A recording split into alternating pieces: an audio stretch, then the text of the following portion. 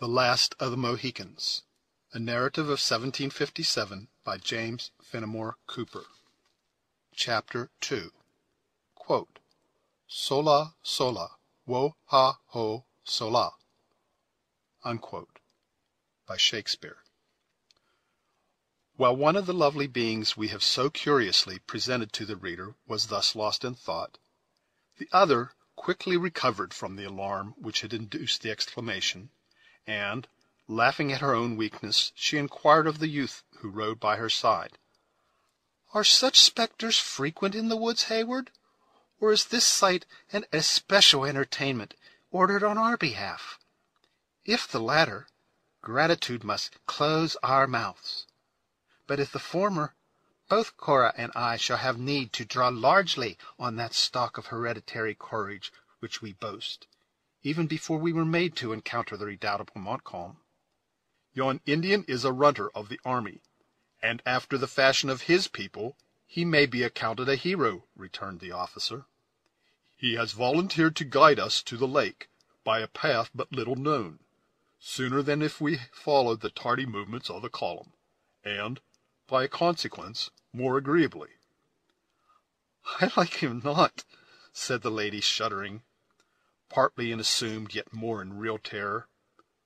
"You know him, Duncan, or would you not trust yourself so freely to his keeping?" "Say rather, Alice, that I would not trust you. I do know him, or he would not have my confidence, and least of all at this moment. He is said to be a Canadian too, and yet he served with our friends the Mohawks, who, as you know, are one of the 6 allied nations. He was brought among us, as I have heard, by some strange accident, in which your father was interested, and in which the savage was rigidly dealt by. But I forget the idle tale. It is enough he is now our friend." "If he has been my father's enemy, I like him still less," exclaimed the now really anxious girl. "Will you not speak to him, Major Heyward, that I may hear his tones? Foolish though it may be, you have often heard me avow my faith in the tones of the human voice." "It would be in vain, and answered most probably by an ejaculation. Though he may understand it, he affects, like most of his people, to be ignorant of the English, and least of all will he condescend to speak it, now that the war demands the utmost exercise of his dignity. But he stops. The private path by which we are to journey is doubtless at hand." The conjecture of Major Heyward was true. When they reached the spot where the Indians stood pointing into the thicket that fringed the military road, a narrow and blind path, which might with some little inconvenience receive one person at a time, became visible. "Here then lies our way," said the young man in a low voice. "Manifest no distrust, or you may invite the danger you appear to apprehend." "Cora, what think you?" asked the reluctant fair one. "If we journey with the troops, though we may find their presence irksome, shall we not feel better assurance of our safety?" "Being little accustomed to the practices of the savages, Alice, you mistake the place of real danger," said Heyward. "If enemies have reached the portage at all, a thing by no means probable, as our scouts are abroad, they will surely be found skirting the column, where scalps abound most. The route of the detachment is known, while ours, having been determined within the hour, must still be secret." "Should we distrust the man, because his manners are not our manners, and that his skin is dark?" coldly asked Cora. Alice hesitated no longer, but giving her Narragansett a smart cut of the whip, she was the first to dash aside the slight branches of the bushes, and to follow the runner along the dark entangled pathway. Footnote: in the state of Rhode Island there is a bay called Narragansett, so named after a powerful tribe of Indians which formerly dwelt on its banks. Accident, or one of those unaccountable freaks which nature sometimes plays in the animal world, gave rise to a breed of horses which were once well known in America, and distinguished by their habit of pacing. Horses of this race were, and are still, in much request as saddle horses, on account of their hardiness and the ease of their movements. As they were also sure of foot, the Narragansett were greatly sought for by females who were obliged to travel over the roots and holes in the new countries. End of footnote. The young man regarded the last speaker in open admiration, and even permitted her fair, though certainly not more beautiful companion, to proceed unattended, while he sedulously opened the way himself for the passage of her who has been called Cora. It would seem that the domestics had been previously instructed, for, instead of penetrating the thicket, they followed the route of the column, a measure which Heyward stated had been dictated by the sagacity of their guide in order to diminish the marks of their trail, if, haply, the Canadian savages should be lurking so far in advance of their army. For many minutes the intricacy of the route admitted of no further dialogue, after which they emerged from the broad border of underbrush which grew along the line of the highway, and entered under the high but dark arches of the forest. Here their progress was less interrupted, and the instant the guide perceived that the females could command their steeds, he moved on at a pace between a trot and a walk, and at a rate which kept the sure-footed and peculiar animals they rode at a fast yet easy amble. The youth had turned to speak to the dark-eyed Cora, when the distant sound of horses' hoofs, clattering over the roots of the broken way in its rear, caused him to check his charger, and, as his companions drew their reins at the same instant, the whole party came to a halt, in order to obtain an explanation of the unlooked-for interruption. In a few moments a colt was seen gliding like a fallow deer among the straight trunks of the pines, and in another instant the person of the ungainly man described in the preceding chapter came into view, with as much rapidity as he could excite his meagre beast to endure, without coming to an open rupture. Until now his personage had escaped the observation of the travelers. If he possessed the power to arrest any wondering eye when exhibiting the glories of his altitude on foot, his equestrian graces were still more likely to attract attention. Notwithstanding a constant application of his one-armed heel to the flanks of the mare, the most confirmed gait that he could establish was a Canterbury gallop with the hind legs, in which those more forward assisted for doubtful moments, and generally content to maintain a loping trot. Perhaps the rapidity of the changes from one of these paces to the other created an optical illusion, which might thus magnify the powers of the beast, for it is certain that Heyward, who possessed a true eye for the merits of a horse, was unable with his utmost ingenuity to decide by what sort of movement his pursuer worked his sinuous way on his footsteps with such persevering hardihood. The industry and the movements of the rider were not less remarkable than those of the ridden. At each change in the evolutions of the latter, the former raised his tall person in the stirrups, producing in this matter, by the undue elongation of his legs, such sudden growths and diminishings of the stature as baffled every conjecture that might be made as to his dimensions. If to this be added the fact, in consequence of the ex parte application of the spur, one side of the mare appeared to journey faster than the other, and that the aggrieved flank was resolutely indicated by unremitted flourishes of a bushy tail, we finish the picture of both horse and man.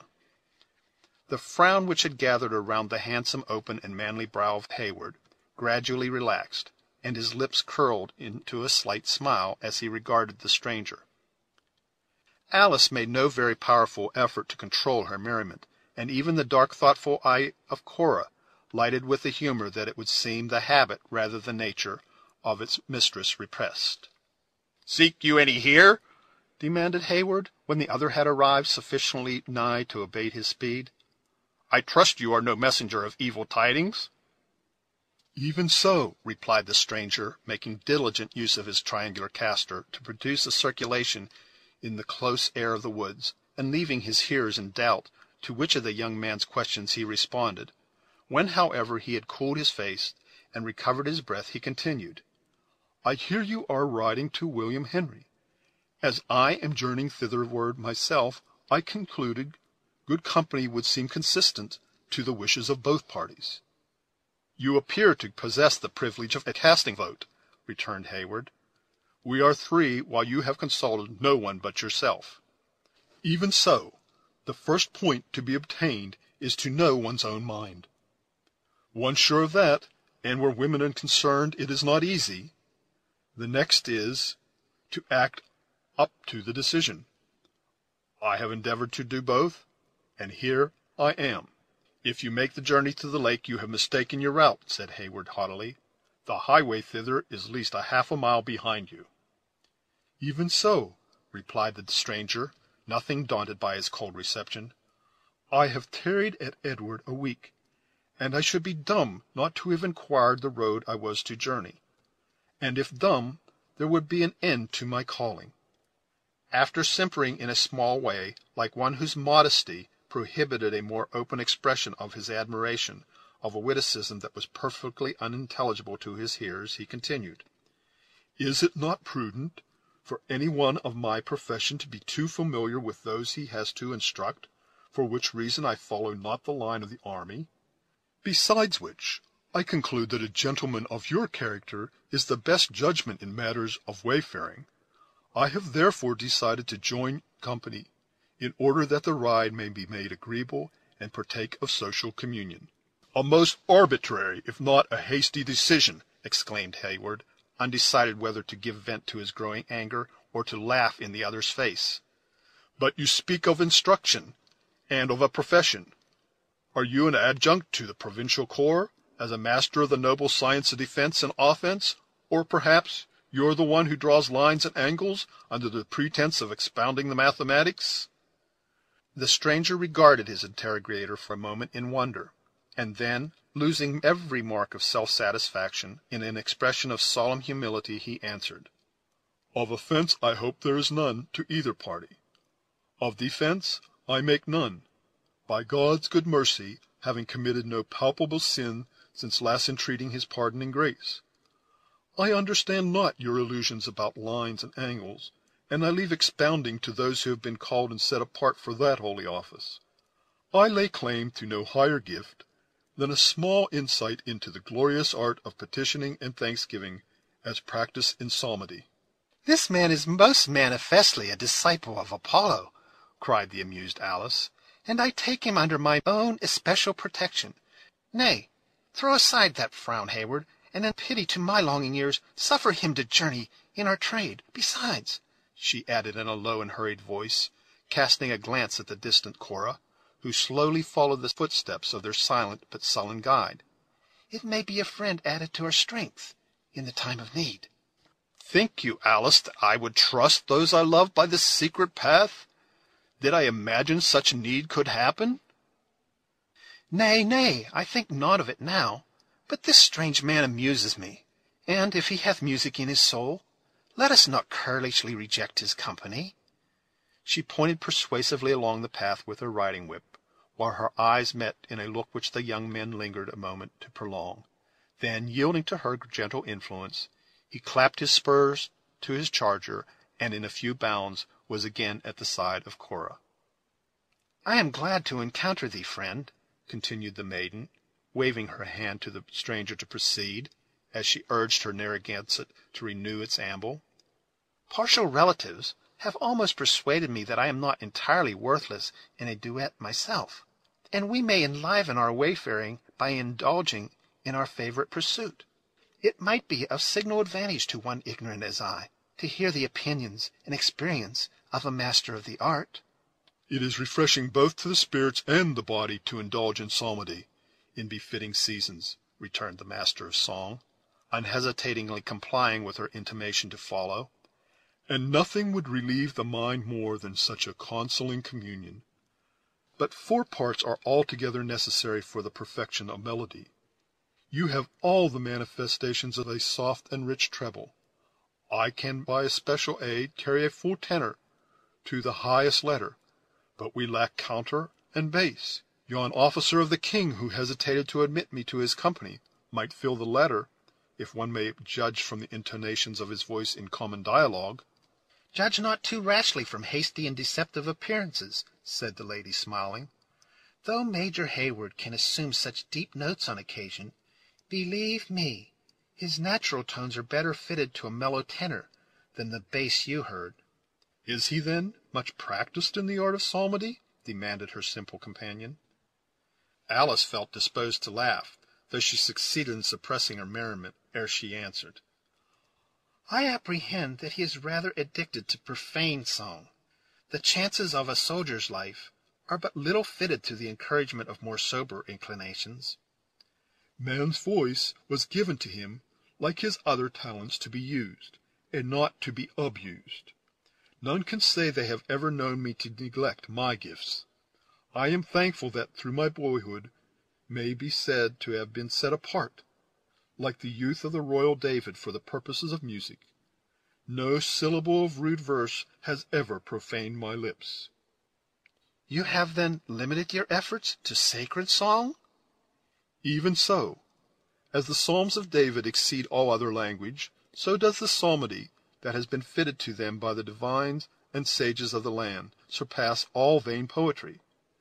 Happily, I may say that I utter nothing but the thoughts and wishes of the King of Israel himself, for though the times may call for some slight changes, yet does this version which we use in the colonies of New England so much exceed all other versions that by its richness, its exactness, and its spiritual simplicity, it approaches as near as may be the great work of the inspired writer. I never abide in any place, sleeping or waking, without an example of this gifted work. 'Tis the 620th edition, promulgated at Boston, Anno Domini 1744, and is entitled The Psalms, Hymns, and Spiritual Songs of the Old and New Testaments, faithfully translated into English metre for the use, edification, and comfort of the saints, in public and private, especially in New England." During his eulogium on the rare production of his native poets, the stranger had drawn the book from his pocket, and fitting a pair of iron-rimmed spectacles to his nose, opened the volume with a care and veneration suited to its sacred purposes.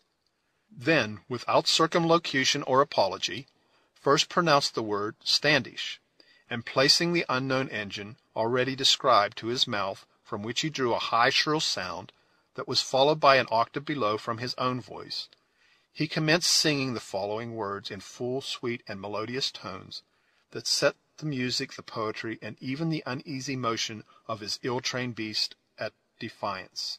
"How good it is, O sea, and how it pleaseth well, together e'en in unity, for brethren so to dwell. It's like the choice ointment, from the head to the beard did go, down Aaron's head that downward went, his garment skirts unto." The delivery of these skilful rhymes was accompanied on the part of the stranger by a regular rise and fall of his right hand, which terminated at the descent by suffering the fingers to dwell a moment on the leaves of the little volume, and on ascent by a flourish of the member, as none but the initiated might ever hope to imitate. It would seem long practice had rendered this manual accompaniment necessary, for it did not cease until the preposition which the poet had selected for the close of his verse had been duly delivered, like a word of 2 syllables. Such an innovation on the silence and the retirement of the forest could not fail to enlist the ears of those who journeyed at so short a distance in advance. The Indian muttered a few words in broken English to Heyward, who in his turn spoke to the stranger, at once interrupting and for the time closing his musical efforts. "Though we are not in danger, common prudence would teach us to journey through this wilderness in as quiet a manner as possible. You will then pardon me, Alice, should I diminish your enjoyments by requesting this gentleman to postpone his chant until a safer opportunity." "You will diminish them indeed," returned the arch girl, "for never did I hear a more unworthy conjunction of execution and language than that to which I have been listening. And I was far gone in a learned inquiry into the causes of such an unfitness between sound and sense, when you broke the charm of my musing by that bass of yours, Duncan." "I know not what you call my bass," said Heyward, piqued at her remark, "but I know that your safety and that of Cora is far dearer to me than could be any orchestra of Handel's music." He paused and turned his head quickly toward a thicket, and then bent his eyes suspiciously on their guide, who continued his steady pace in undisturbed gravity. The young man smiled to himself, for he believed he had mistaken some shining berry of the woods for the glistening eyeballs of a prowling savage, as he rode forward, continuing the conversation which had been interrupted by the passing thought. Major Hayward was mistaken only in suffering his youthful and generous pride to suppress his active watchfulness. The cavalcade had not long passed before the branches of the bushes that formed the thicket were cautiously moved asunder, and a human visage, as fiercely wild as savage art and unbridled passions could make it, peered out on the retiring footsteps of the travelers. A gleam of exultation shot across the darkly painted lineaments of the inhabitant of the forest, as he traced the route of his intended victims, who rode unconsciously onward, the light and graceful forms of the females waving among the trees in the curvatures of their path, followed at each bend by the manly figure of Hayward, until finally the shapeless person of the singing master was concealed behind the numberless trunks of trees that rose in dark lines in the intermediate space. End of Chapter 2.